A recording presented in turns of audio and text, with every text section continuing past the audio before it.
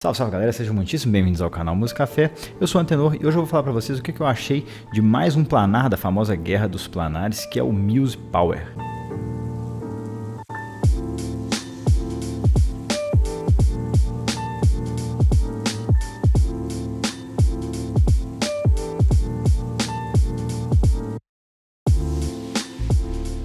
E já senta o dedo do botão do like, se inscreve no canal e antes de mais nada eu vou deixar um agradecimento aqui ao Tuti, que é um grande apoiador do canal e sempre tá mandando coisa. E aí quem puder deixa também um salve nos comentários que ele vai ficar feliz e vai acabar mandando mais coisa também. A Muse Hi-Fi é meio que uma estreante no mercado, eu não conhecia essa marca, né? Ela apareceu do nada com esse planar.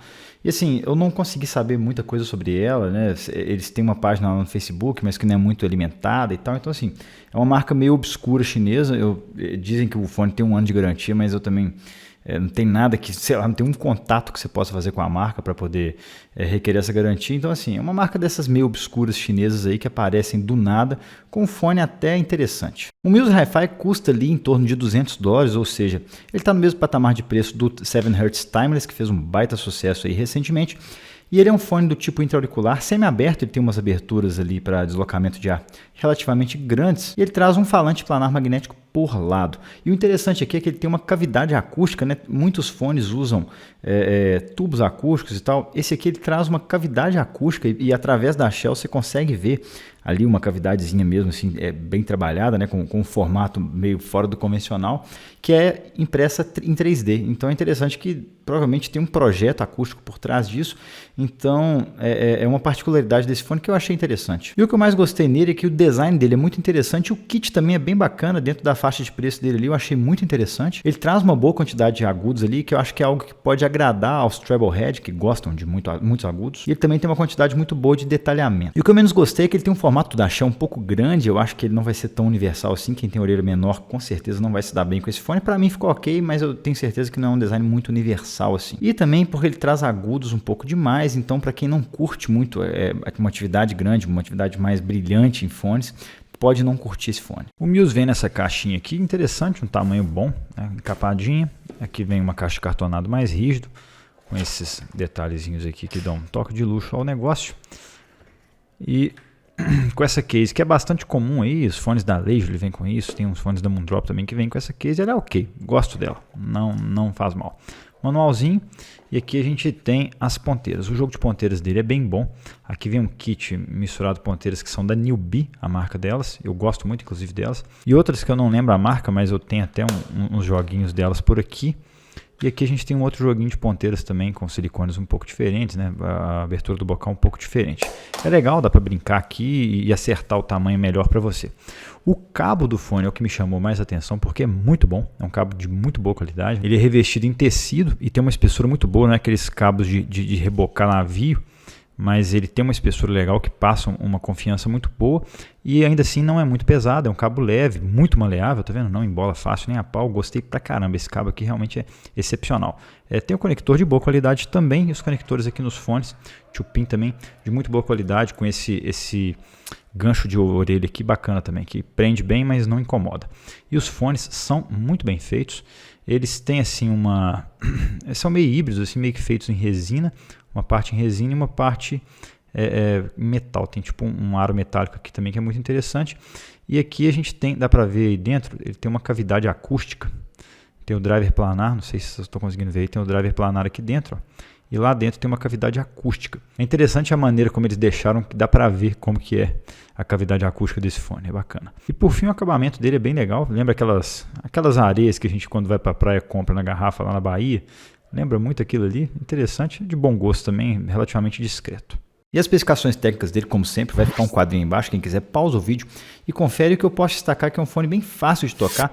Dentro desses planares é um dos mais fáceis que já passaram por aqui. Ele tem 106 dB por miliwatt a 32 ohms, o que o torna não muito seletivo em relação à fonte e também super fácil de tocar, e mesmo de fontes bem mais simplesinhas. Ergonomicamente falando, eu acho que ele pode ser um problema para muitas pessoas, porque a concha dele é bem grandinha, sabe?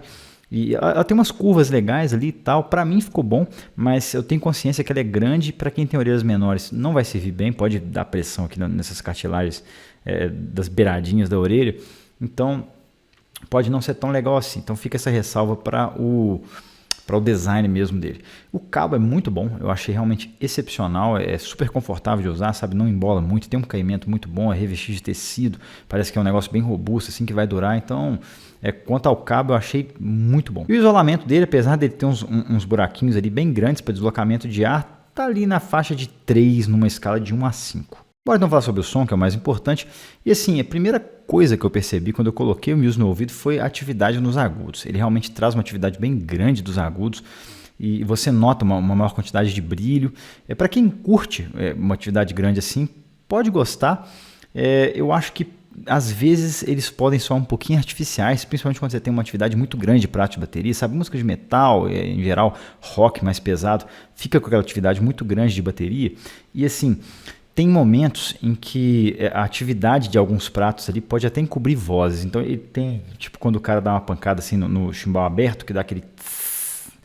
meio espalhadão, o Muse ele joga isso meio pra frente assim e fica aquela coisa meio splash, assim, aquele agudo meio espalhado que pode muitas vezes soar um pouquinho artificial.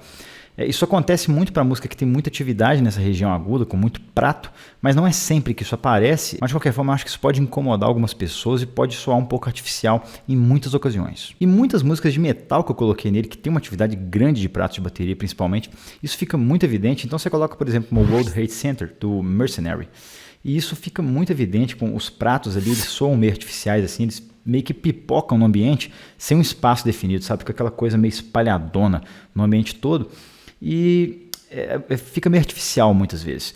E eu fiz uma equalização que resolveu esse problema, eu vou deixar aí na tela para quem tiver esse fone e quiser testar, ficou bem interessante, deu uma acalmada nesses agudos dele, ficou mais natural. O palco dele é capaz de sair da cabeça, o que é muito bom para um IEM nessa faixa de preço, e ele também consegue apresentar uma certa profundidade, o que é muito bom. Então ele tem uma simetria legal ali de palco, e é interessante que ele tem uma extensão muito grande de agudos, e ele tem uma atividade alta naquela região que é aquela percepção de arejamento.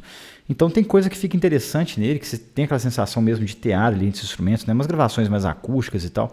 Isso fica legal, então você percebe, parece que tem uma massa de ar ali entre os instrumentos, e isso melhora a nossa percepção de altura no palco, melhora a percepção da distribuição de instrumentos nesse palco sonoro. Já a separação de instrumentos dele é somente ok, não tem grandes destaques aqui, mas ele tem um posicionamento que é muito bom, então de fato dá para apontar muito bem, com uma certa precisão, onde que está cada instrumento ali no palco, aliado a uma apresentação de detalhes que eu particularmente achei muito boa. Os graves do Power, eles são mais para frente, então são bem autoritários, tem uma extensão ali bem legal, mas eles não são tão rápidos assim como se esperava de um planar. Eles têm assim, uma quantidade que lembra ali do S12, lembra também um pouco do Timeless, mas eles são um pouquinho mais lentos, então eles apresentam um pouco mais de peso. Quando você põe tipo música eletrônica, por exemplo, você sente mais peso ali, você sente uma porrada maior, mas eles não são muito rápidos. Quando você tem ali metal, por exemplo, com muito bumbo, com pedal duplo e tal, não fica aquela coisa tão resolutiva assim.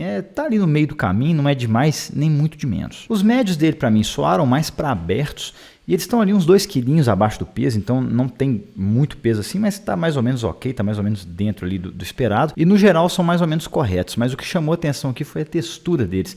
Tem alguns instrumentos, principalmente instrumentos de sopro, eu acho que em função dessa grande atividade que ele tem na região aguda, né, que acaba trazendo muitos harmônicos, isso aí faz com que a textura desses médios fiquem bem complexas muitas vezes, então dá para esperar aqui médios bastante texturizados. Vamos então para as comparações. Eu felizmente pude compará-lo lado a lado do Tim P1 Max, que o Tucci também me mandou aqui. E a primeira coisa é que o kit e a construção do Muse Hi-Fi são muito superiores ao do Tim. Eu sei que ele é um pouco mais caro, mas assim, o kit é muito superior, vem com case, mais ponteiras e tal. O do Tim é super simplesinho, né? A construção dele, os cabos são bem mais simples. E no som, a primeira e mais nítida diferença é a quantidade de brilho a mais que o Muse traz, né? Ele traz uma abertura de médios bem maior ali, traz um brilho muito grande na região aguda e um arejamento bem maior do que o Tim P1, que tem ali aquela região do brilho bem mais comedida, né? Muito menos extensão, não é tão arejado assim. O P1 apresenta uma melhor separação de instrumentos, com palco maior também, principalmente em profundidade.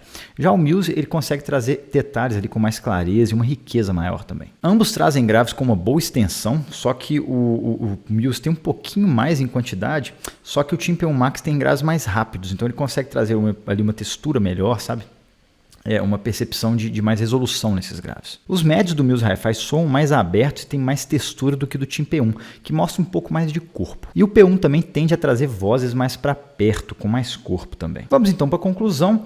Dentro dessa guerra dos planares, as coisas eu acho que ficaram um pouco confusas, porque tá pipocando planar todo dia aí, sabe? Todo dia lança alguma coisa. Eu não sei se esses caras usam o mesmo driver, sabe? Se pintou um driverzinho barato ali e eles vão usando enquanto podem e aproveitam que esse lance de planar tá mais ou menos na moda dentro do hobby.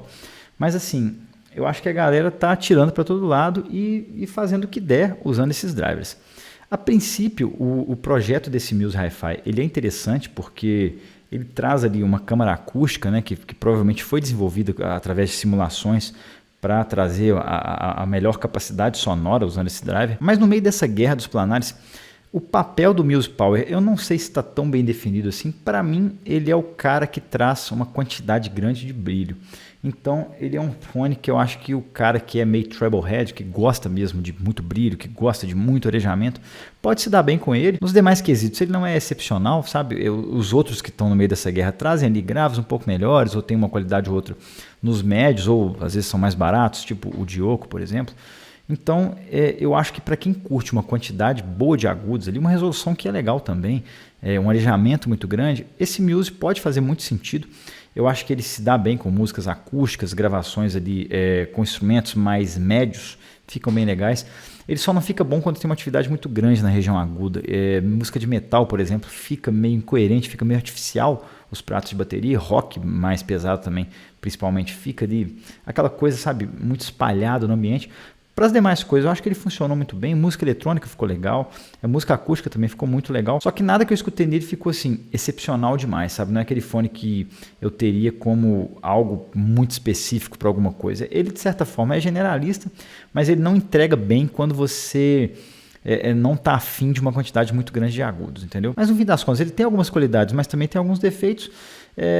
E assim, minha opinião sobre ele é meio neutra. Sabe, ele é um fone que, se você interessar pela estética ali, pela quantidade de agudos, pode fazer sentido, mas eu não recomendaria e nem não recomendaria esse fone. Tá legal, gente? Essa foi a minha opinião sobre o Muse Power. Quem curtiu, deixa o like. Quem tá gostando do trabalho, considera se inscrever no canal. E não esquece de deixar aquele salvezão nos comentários aí pro Tuti. Forte abraço, até a próxima e valeu!